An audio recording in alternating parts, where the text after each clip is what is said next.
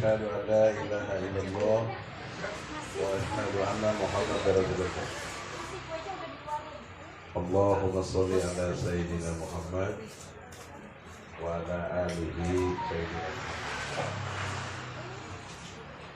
يا أرحم الراحمين irhamna irhamna irhamna ya dzal jalali wal ikram. Assalamualaikum warahmatullahi wabarakatuh.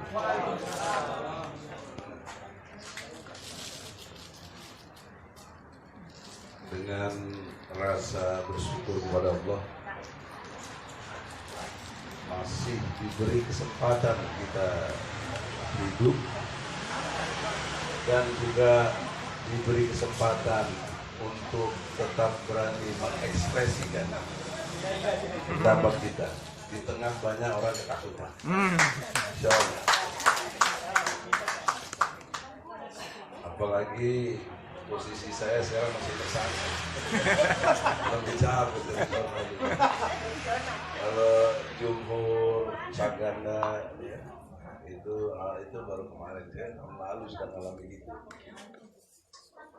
Saudara-saudara, poin pentingnya adalah kita dengan kesadaran kita masing-masing sudah sama lah, bahwa kita dalam situasi yang terjajah, situasi yang tertindas, situasi yang adanya proses perampokan terhadap sumber daya alam dan segala hal yang berkaitan dengan kedaulatan negara kita. Saya kira poinnya itu, karena konteksnya antara dengan Cina dan Amerika, fenomena yang terbaru kita semua juga mengikuti, yaitu kedatangan Menteri Luar Negeri ya, Amerika, itu bisa merubah konstelasi. Perubahannya yang saya pahami adalah kecenderungan kepada Cina bisa berubah kalau Amerika didengar. Tampaknya menurut pengamatan saya Amerika sangat didengar. Sehingga kita lihat ke depan apakah ada perubahan kebijakan dalam orientasi tadi. Kalau ada, berarti pengaruh Amerika lebih kuat. Tetapi tentu Cina tidak tinggal diam, itu problem serius juga. Namun hitungan saya, Cina juga nggak mau berani ambil perang, nggak mau. Ngapain perbutin Indonesia yang begini, yang belum tentu dia dapat, karena pertimbangan ada komunitas Muslim yang kuat di sini. Iya, itu dia. Itu nggak boleh, nggak diabaikan. Nggak ada urusan dengan Prodem dan lain sebagainya, tapi ada kekuatan komunitas Muslim yang insya Allah mampu mengimbangi itu semua. Jadi caranya Amerika dengan Cina, ya tentu dia tidak bodoh, maka main adu mata, sehingga mereka yang penting bagaimana mengkaplingkan Indonesia. Itu yang harus kita waspadai. Bagaimana bagi-bagi kekuasaan, sumber daya yang ada yang bisa dikuasai. Pikiran saya sederhana seperti itu karena faktanya pasti semua mengalami. Amerika kalau berhadapan dengan komunitas Muslim seperti di Afgan, ya, nggak bisa menang mereka.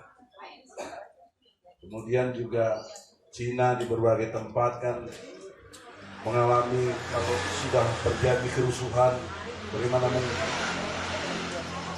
Nah, problem seriusnya adalah pemerintahan kitanya itu.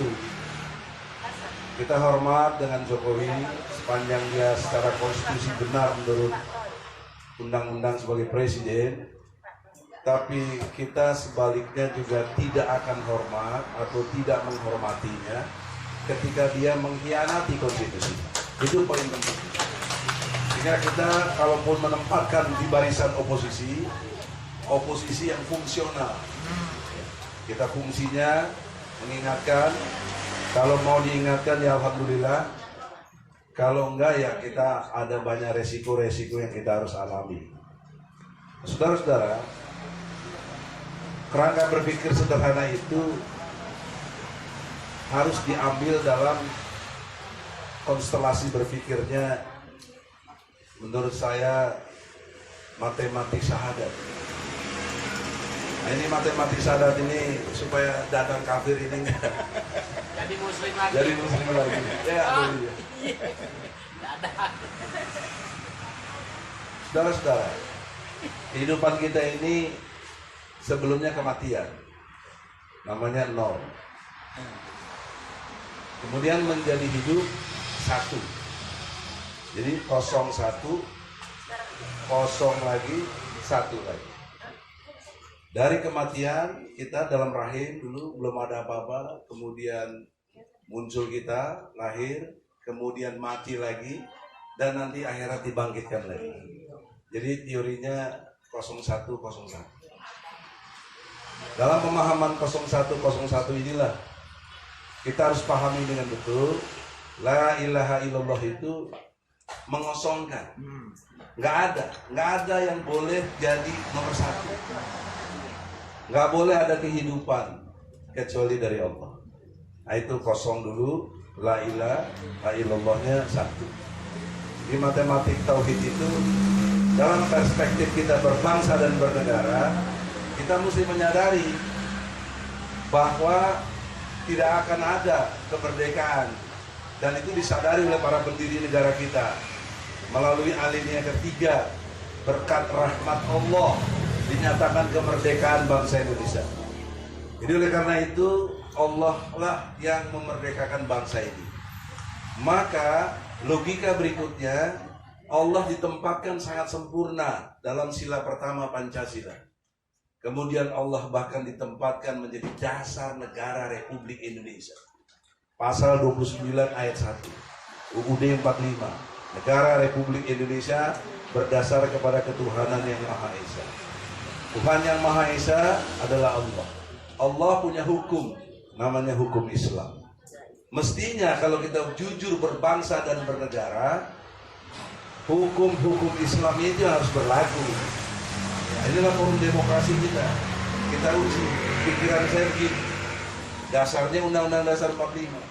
Ya, nggak ada yang lain yang bisa membantah sepanjang ini bertentangan atau tidak dengan UUD 45 dan Pancasila. Saya berkeyakinan tidak ada. Karena ending dari kehidupan Soeharto dalam konteks pemerintahannya tanggal 5 Juli 1959 mengeluarkan dekrit kembali kepada UUD 45 dengan dijiwai semangat Piagam Jakarta. Apa isi Piagam Jakarta? Dengan kewajiban menjalankan syariat Islam bagi pemeluk-pemeluknya. Itu isi Piagam Jakarta. Nah, hanya saja saya tidak mengerti kenapa anak biologisnya yang namanya Megawati kok maunya Pancasila 1 Juli 45. Bahkan Jokowi telah mengeluarkan Kepresnya itu untuk 1 Juli 45 hari lahirnya Pancasila. Dalam sejarah Pancasila, 1 Juni 45 itu memang gagasan Soekarno. Tapi Pancasilanya bukan yang seperti sekarang.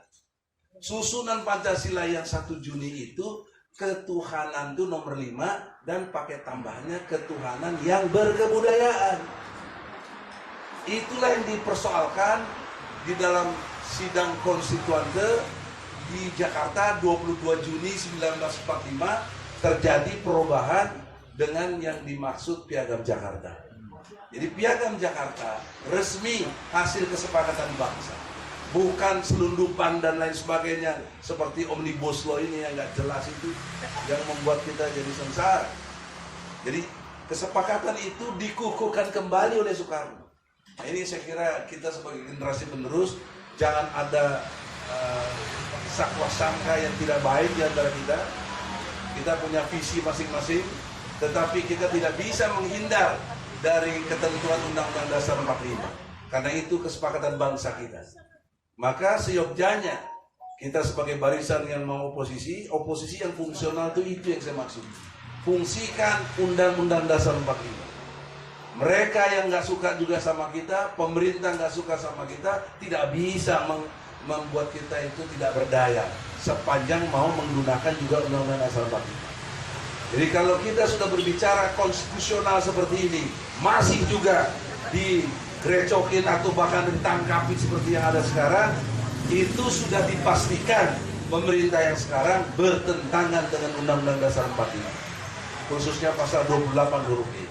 Nah, kita sudah tahu itu. Persoalan berikutnya adalah kita mau apa dengan situasi gini? Apa yang bisa kita buat? Kita nggak punya apa-apa, ya, tidak punya apalagi logistik dan lain sebagainya. Maka tawaran gagasan saya, kita betul-betul ada 3 tahapan, ya. Pertama, kita samakan dulu persepsi kita. Karena kalau sama persepsi kita, ini akan menguatkan energi yang kuat kita menjadi kesadaran kita sama.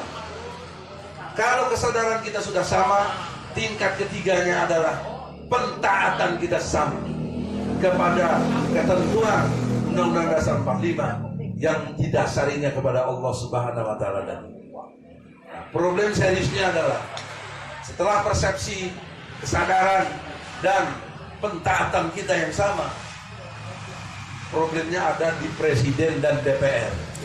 Karena menurut pasal 5 ayat 1 Undang-Undang Dasar 45 bahwa Presiden mempunyai kekuatan untuk membuat undang-undang dengan persetujuan Dewan Perwakilan Rakyat. Jungto pasal 20, Jungto pasal 21 UUD 45. Jadi problemnya di negeri kita ini bukan pada dataran ideologis, tapi dataran teknis personal, yaitu Presiden dan DPR. Nah, kita sudah sepakat dari tahun 2019 kita ganti Presiden, kan begitu?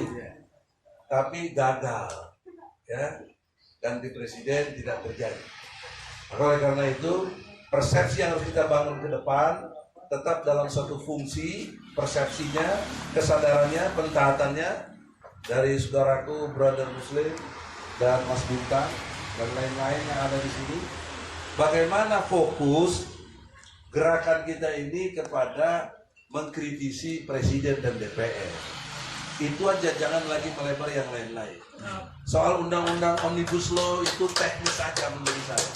Saya bisa jabarkan, saya udah kasih kirim tadi makalah singkatnya, perbandingan dengan Undang-Undang Nomor 13 dan lain sebagainya.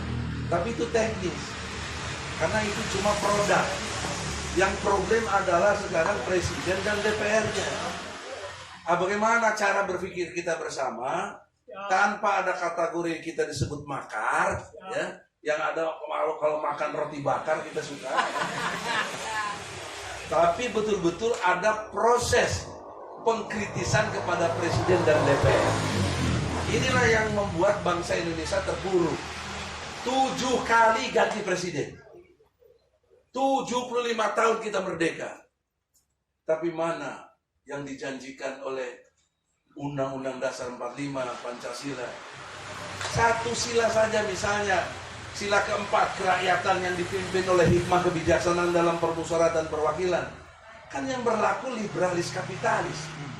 Masa ada pilpres, masa ada pilkada?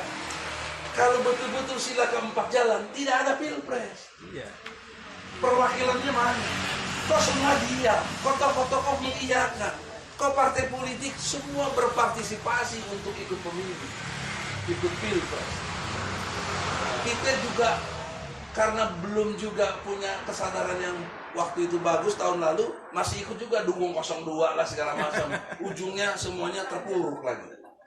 Nah, makanya kita inilah yang tersisa barangkali ya, dari seluruh bangsa Indonesia. Kan yang diskusi ini cuma kita-kita aja.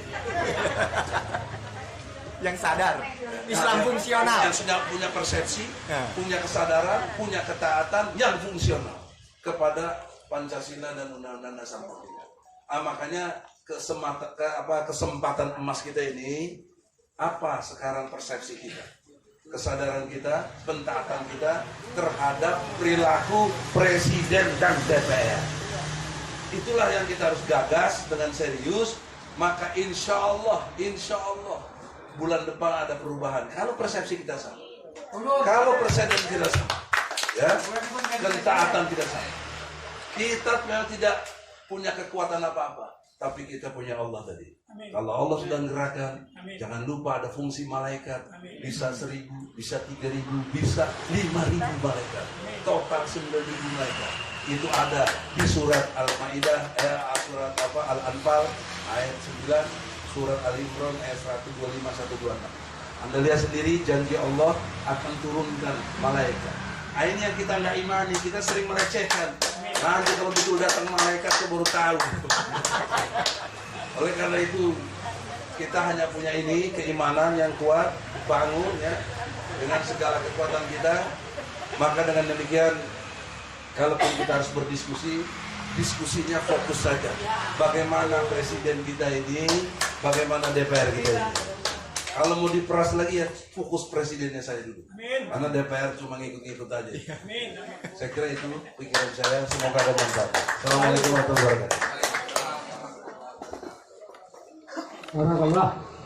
Jadi Khilafah Pancasila tadi dan pembicara Islam ketiga, fungsional bersama sudah Dr. memberi tauhid Egy perjuangan. Sujana.